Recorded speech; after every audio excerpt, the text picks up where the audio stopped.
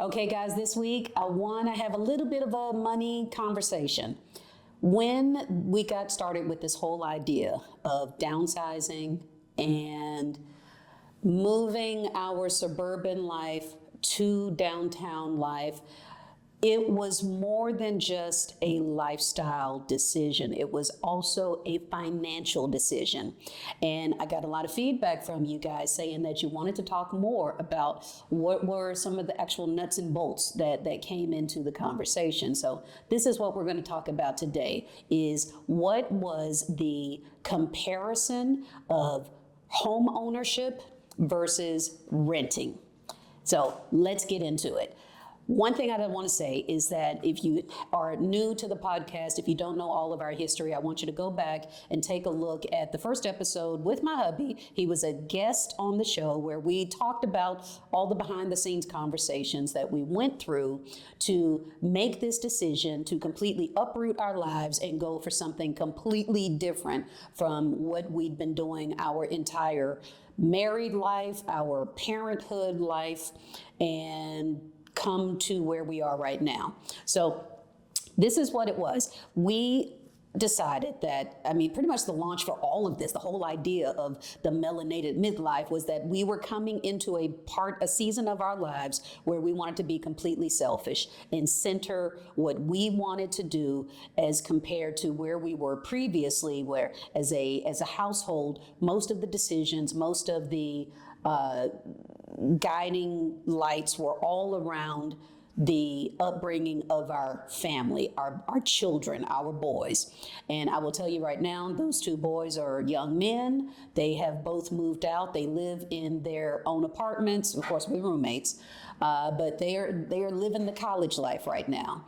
And so we came to a point where we had a very large suburban house. Not huge. We're not talking like a mini mansion. We average size Texas house where we had more space than we needed. And it also was more upkeep than we were willing to have or put up with. So having a smaller footprint, wanting something that was going to be more manageable and to have the freedom to just pick up and go and not have to do all of those things. We didn't want our weekends to be bogged down with housework.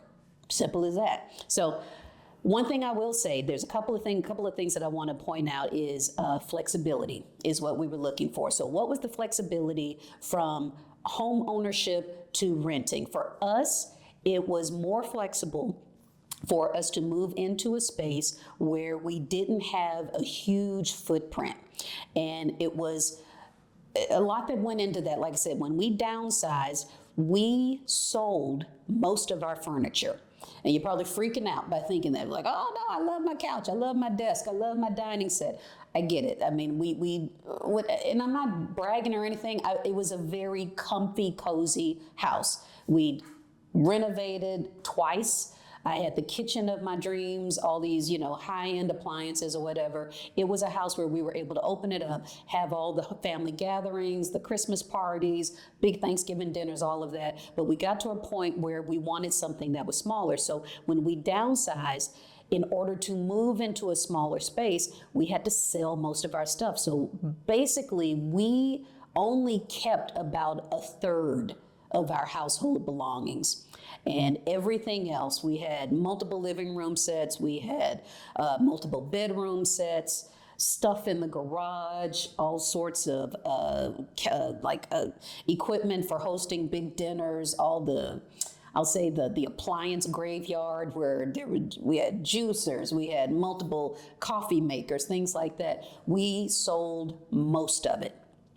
And there were no tears. It actually felt really good to get rid of a lot of that load. So when it was time for us to actually move, there was less to pack up. We were able to get it all done. Really, the move itself took a day, but the packing up once we got rid of a lot of the stuff was incredibly easy. We didn't have we didn't have a full truck worth of stuff. So that was one thing. And even now, we've been in this living situation for about a year, a little over a year now.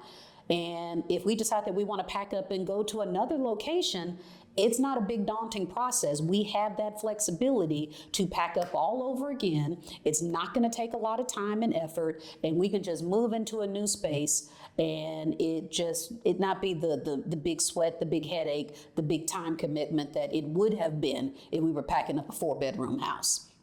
The other thing with the initial costs, that's the other point that I want to talk about, is what did it look like with choosing and then putting whatever money down for moving into our rented space versus the whole home buying process. And remember, the home buying process for us, we'd been there, done that. And over the 25 years that we've been together, we actually have gone through multiple homes. So we had our first house when we first got married, and that was where my oldest son was born. Then we had another house that we upgraded into, and that was where my second son was born. And then after that, we moved into what would be considered our dream house. And it was gorgeous. It was everything that we wanted, and it was a giant house. But we had other life events that took place, and we had to downsize from that house into something more modest. And that's something I can talk about in a whole nother episode, lots of seasons, lots of, I'll say, gems that could be dropped from that experience. And so all that being said, we'd gone through the home buying process 4 times.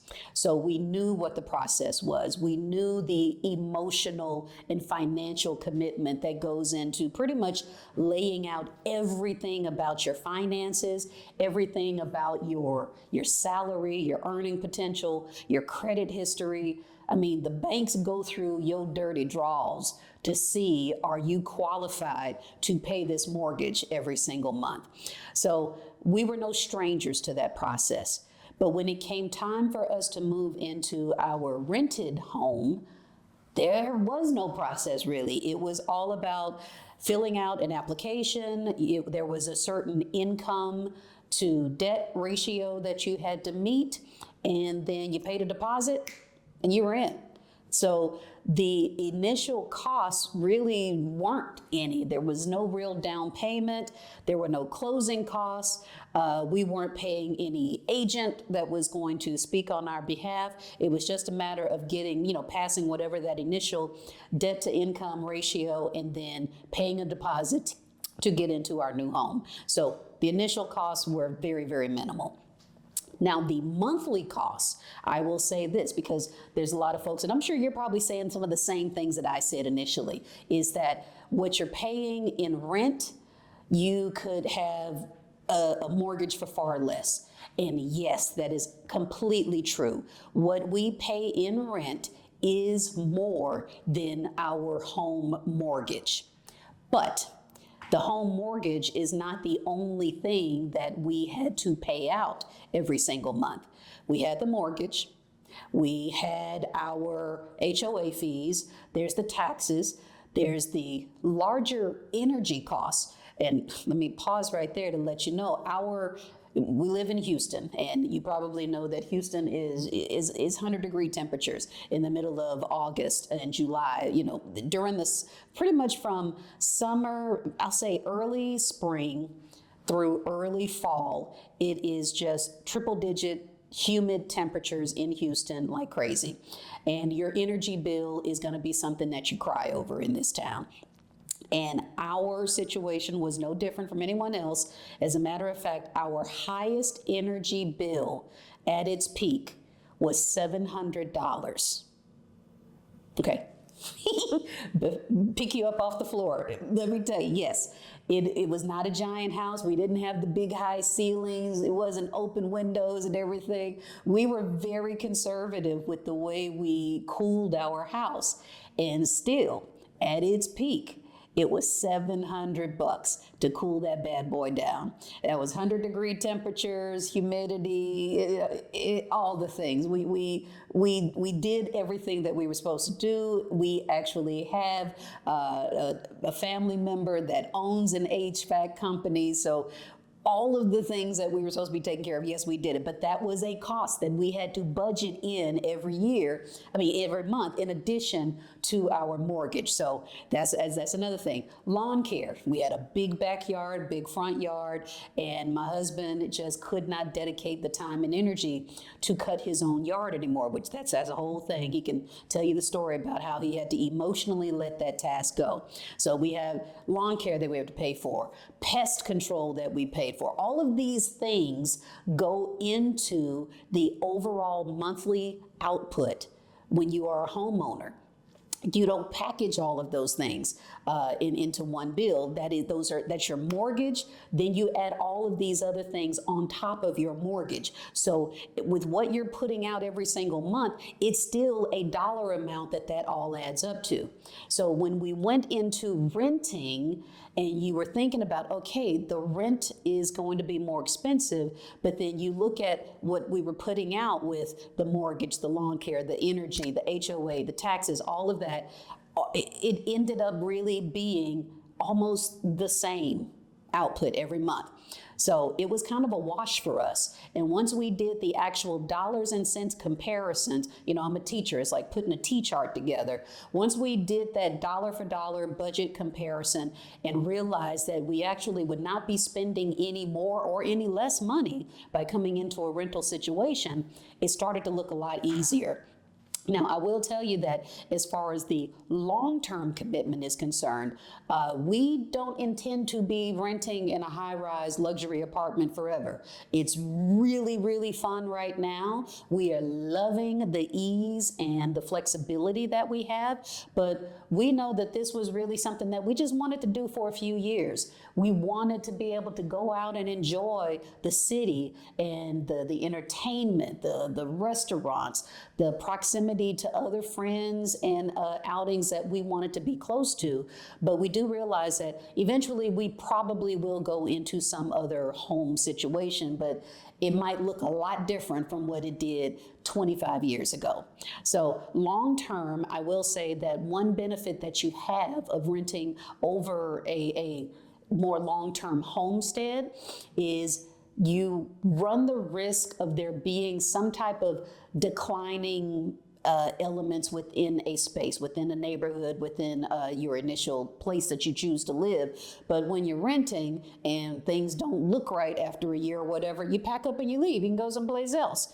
And for us, we actually like that flexibility. We like the fact that we could pop up and just go someplace else really quickly. But you do lose some of the all of the tax benefits, of course. You don't have that when you are renting.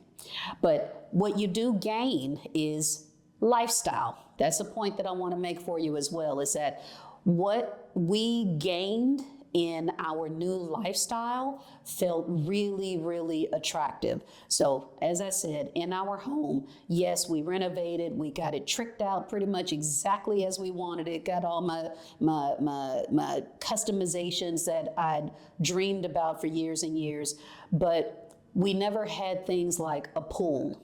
And you're probably like, okay, big deal. They didn't have a pool. A whole lot of folks don't have a pool, but it was something that I kind of wanted. So when we move into our rented space in the high rise, we've got the pool that is already included in the cost of the rent. And somebody else is taking care of it every day. Somebody else is keeping it clean and making sure that the chemicals are right. I don't have to touch it. If I want to go to the gym, I have a really, really nice gym that is right here in the facility. So I don't have to go outside in the elements. I don't have to crank up my car. I just truly go down the hall to go work out. And that is a membership cost that is not coming out as an additional budgetary expenditure. Things like that, it may not sound like a big deal, but for our lifestyle, for being able to wake up when we want, to go down to the gym and do what we want, go hang out by the pool and have a glass of wine, somebody else is worried about what the maintenance of all of that looks like for us and for our lift every day, for our emotional and energy output. That was a big deal. That was a plus that we were willing to pay for. So those things, they matter when you are my age and you don't necessarily want that same kind of hustle, that same kind of grind every day. I felt like we got a lot more in return for what we were putting out. And one final thing that I want to mention about our comparison from home ownership to renting is proximity. And I mentioned this just a few minutes before about being close to the things that we wanted to be close to. If you understand what the layout of Houston is like, Houston is a big ass city. And I mean, I don't even know any other way to describe it. You could be driving for an hour from one end of Houston to the other end of Houston, and you will still be in Houston. And the traffic on top of that is just absolutely bonkers. So us being right in the center, in downtown, where we are within just about 10 minutes of any place that we want to go, that feels good to us. We are right smack in the middle of a lot of close family members, all of our friends, whenever they want to get together for dinner or for happy hour or for brunch or whatever. Me doing all those mental gymnastics of figuring out how long is it going to take me to get there? How much time do I have to get ready?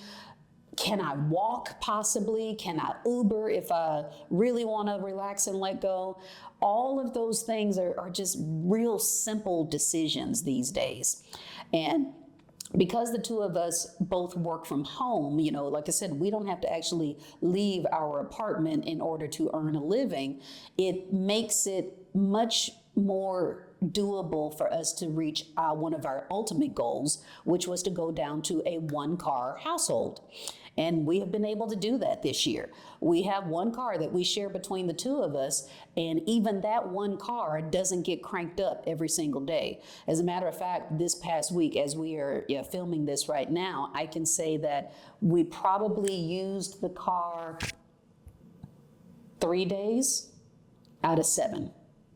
And in those 3 days, I would say 2 of those 3, we were in the car together.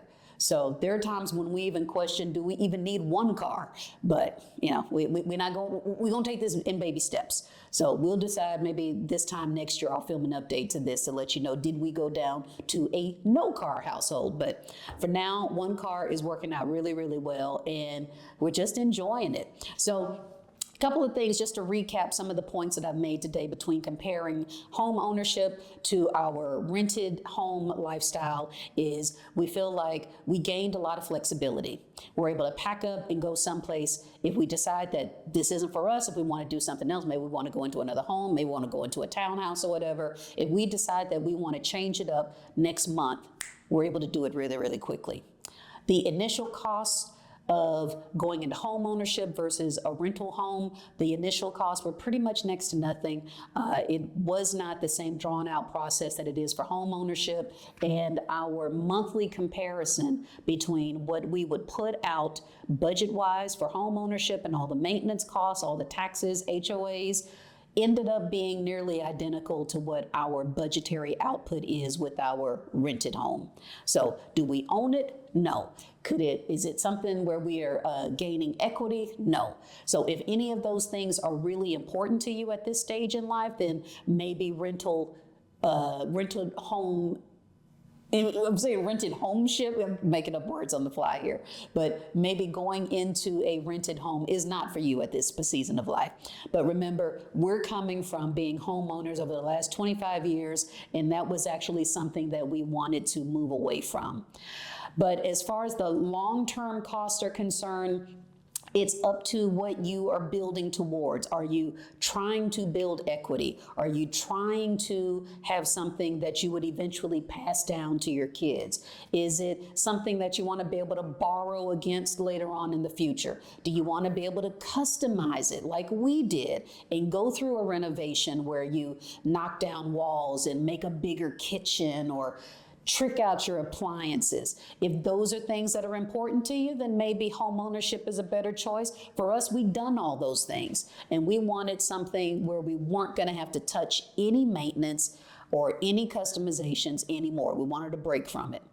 And then overall, our lifestyle and our proximity to the things that we wanted to do we're all right there within walking distance. So if you have any questions that you want to, post, put that please in the comments. Maybe you've got some additional elements that you maybe want us to cover and talk about in future episodes, because I am shocked at how many people were so interested in our little boring lives. But when we went kind of public, we're talking about what we were changing between home ownership and rented homes, then it brought a lot of folks with a lot of curiosity out of the woodwork. And I definitely want to be able to be a resource for you if you are considering this exact same situation. So hit me up in the comments or add some ideas that maybe we need to cover in future episodes, but I'm happy to help you. Once again, thanks for being here for another episode of the Melanated Midlife. I got plenty more that I could teach you about renting a home and some of the changes that go along with it. So we'll add more to that conversation in the future. But for now, y'all have a good one.